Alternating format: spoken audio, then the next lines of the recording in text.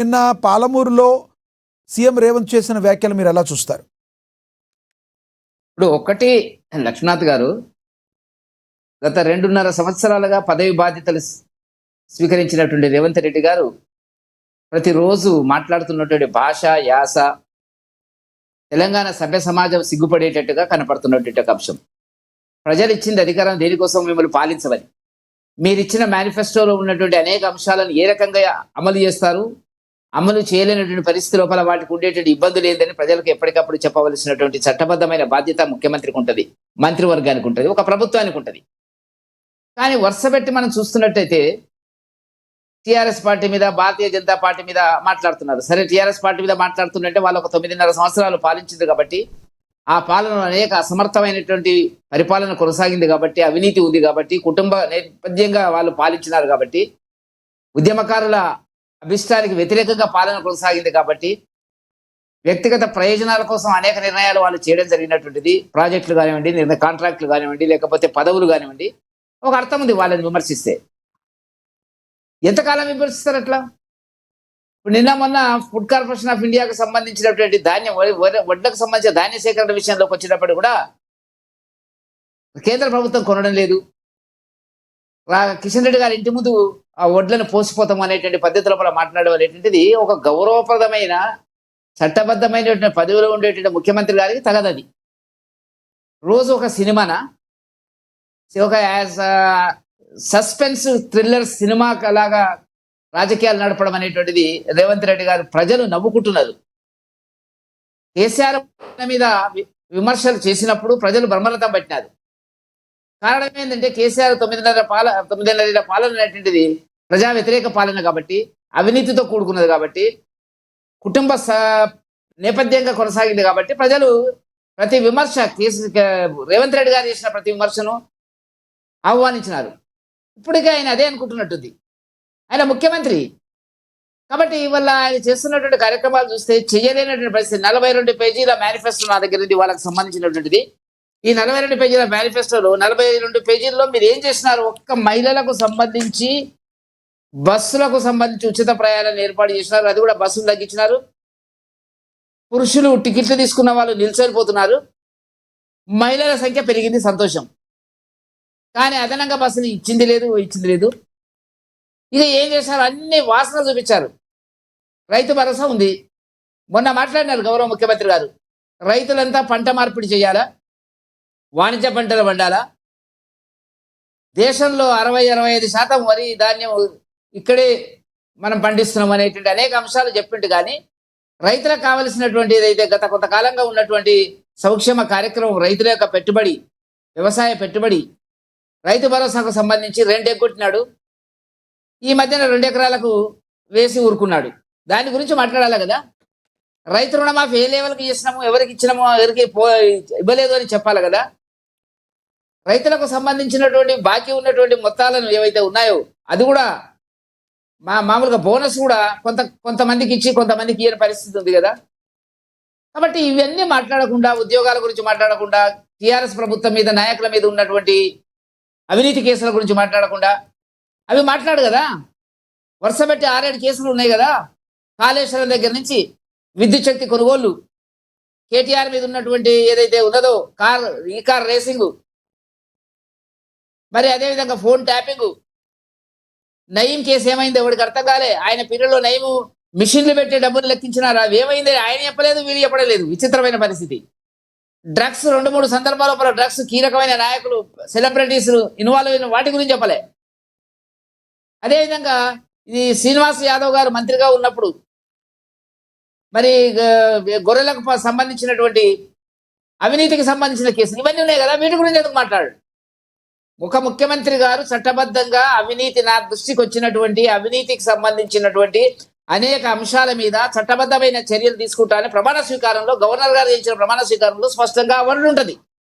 నా దృష్టికి వచ్చిన తెచ్చిన అన్నిటి గురించి కూడా నేను దర్యాప్తు చేస్తా, వాటి మీద ఇవి మాట్లాడకుండా రోజు టైంపాస్ ముచ్చట్లు మాట్లాడుతున్నాడు. అందరికీ తెలుసు టీఆర్ఎస్ పార్టీ అవినీతి చేసిందని, అందరికీ తెలుసు టీఆర్ఎస్ పార్టీ పాలన అధోగతి అనేటువంటిది. 9.5 సంవత్సరాలు ప్రజలు వాళ్ళని కూర్చుని పెట్టినారు. 2.5 సంవత్సరాలు మీరు చేస్తున్నది ఏంటి? వాళ్ళు అప్పులు చేసినారు, మీరు అప్పులు చేసినారు. వాళ్ళు అవినీతి చేసినారు, మీరు అవినీతి చేసినారు. వాళ్ళు హామీలు ఇచ్చినారు, మీరే హామీలు ఇచ్చినారు. వాళ్ళు అమలు పరచలేదు, మీరు అమలు పరచలేదు. కాబట్టి దొందే. రెండు పార్టీలు కూడా ఇప్పుడు జరుగుతున్నది ఏంటంటే మమ్మల్ని మీరు తిట్టండి, మిమ్మల్ని మేము తిడతాం.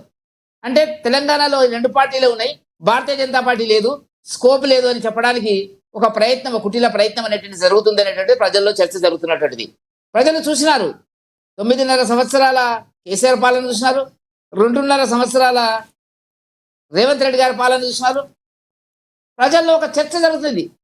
ఈ రెండే దొందే. నెలకు అప్పులు తెచ్చినారన్నారు కదా, నెలకు రేవంత్ రెడ్డి గారు 10,000 కోట్ల అప్పులు తెస్తే తప్ప రాష్ట్రం నడవడం లేదు. ఉన్న భూములను అమ్మేసేయాలి, రిజిస్ట్రేషన్ ఛార్జీలు పెంచినాడు, స్కూల్ ఫీజులు, దాని మీద ఒక 2 సంవత్సరాల నుంచి తల్లిదండ్రుల బాధ మనం అర్థం చేసుకోవాల్సిన అవసరం ఉంది. ఆకునూరు మురళి ఇచ్చిన రిపోర్టు మీద నిర్ణయం ఏం చేయలే. కాబట్టి నేనేం చెప్తున్నా అంటే, ఏ ఇచ్చిన హామీలను అమలుపరచలేనటువంటి నిస్సాయ ఆర్థిక సంక్షోభంలో కొట్టుమిట్టాడుతున్నటువంటి తెలంగాణ కాంగ్రెస్ ప్రభుత్వము ఇవాళ ప్రజల యొక్క మైండ్ను డైవర్ట్ చేయడానికి రోజు తిడితే ఏమవుతుంది, ఎన్నాళ్ళు తిడతారు ఇంకా. కాబట్టి భారతీయ జనతా పార్టీ వైపు ప్రజలు ఆలోచనలో ఉన్నారు ఇప్పుడు. అయితే వెంకటరెడ్డి గారు అయితే మేము ప్రభుత్వం ఎన్నో అభివృద్ధి కార్యక్రమాలు చేస్తుంది, విదేశీ పెట్టుబడులను ఆకర్షిస్తున్నాం, మరి డేటా సెంటర్ను మరి ఏర్పాటు చేస్తున్నాం, ఈ రకాలుగా ఎన్నో రకాలుగా తెలంగాణ అభివృద్ధి పదంలో ముందుకు దూసుకుపోతుందని కాంగ్రెస్ నేతలు చెప్తున్నారు కదా. ఇప్పుడు మీరు చెప్పినవన్నీ కూడా వస్తుంది. విదేశాలకు ఆయన 3 సార్లు దావోస్కి వెళ్ళడం జరిగింది.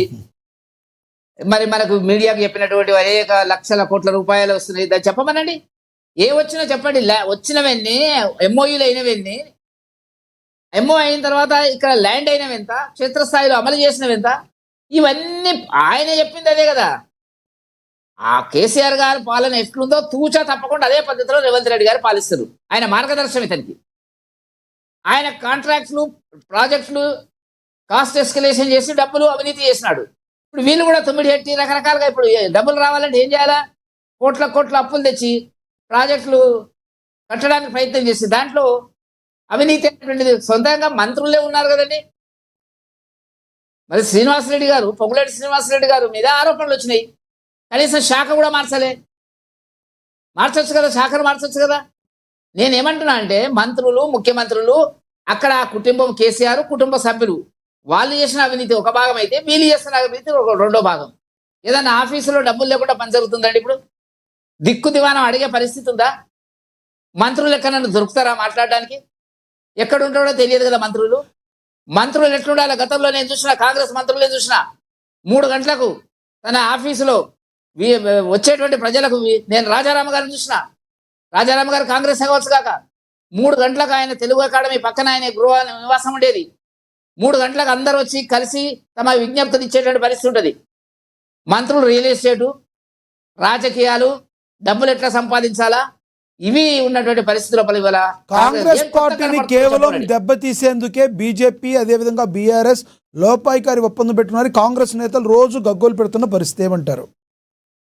ఇప్పుడు కాంగ్రెస్ పార్టీకి బీఆర్ఎస్కి ఏమైనా సంబంధం ఉంటుంది, ఒకవేళ మాకే సంబంధం ఉంటుంది. వాళ్ళకు పుట్టింటి సంబంధాలు ఉన్నాయి, మేనమామల సంబంధాలు ఉన్నాయి. గతంలో వాళ్ళంతా కలిసి కేంద్ర ప్రభుత్వంలో పనిచేసినారు, రాష్ట్ర ప్రభుత్వంలో పనిచేసినారు. మరి డీలిమిటేషన్ సభ పెడితే, మీటింగ్ పెడితే చెన్నైకి పోయినారు. కేటీఆర్ గారు, రేవంత్ రెడ్డి గారు పక్కన ఫోటోలు దిగినారు. ఎక్కడ స్టాలిన్ దగ్గర సమస్యలు వచ్చినప్పుడు ఒకటే పద్ధతిలో వాళ్ళు మాట్లాడుతున్నారు. మాకే సంబంధాలు, మాకు ఏనాడు కూడా బీఆర్ఎస్ పార్టీతో కాంగ్రెస్ పార్టీతో సంబంధాలు లేవు. ఏమన్నా సంబంధాలు ఉన్నాయంటే కాంగ్రెస్ పార్టీకి ఉన్నాయి, బీఆర్ఎస్ పార్టీకి ఉన్నాయి. కాబట్టి ఇవల్ల భారతీయ జనతా పార్టీ ప్రజల్లో ఒక చర్చ జరిగి ముందుకు వస్తున్నటువంటి సందర్భం లోపల మీరు ఒక్కటి గుర్తుపెట్టుకోండి లక్ష్మీనాథ్ గారు, ఎలక్షన్ కమిషన్ ఓటు ఏదో గుర్తు మీద జరిగినటువంటి ఎన్నికలన్నింటిలో కూడా గత 4-5 సంవత్సరాలుగా భారతీయ జనతా పార్టీ ముందుకు వస్తుంది. మీరు అవునన్నా కాదన్నా వాళ్ళు చెప్పొచ్చు, లెక్కలు సర్పంచులంతా మేము గెలిచినామని, సర్పంచులు ఇండిపెండెంట్ గెలిచినరా వ్యక్తిగతంగా గెలిచినా చర్చకు పోలేను.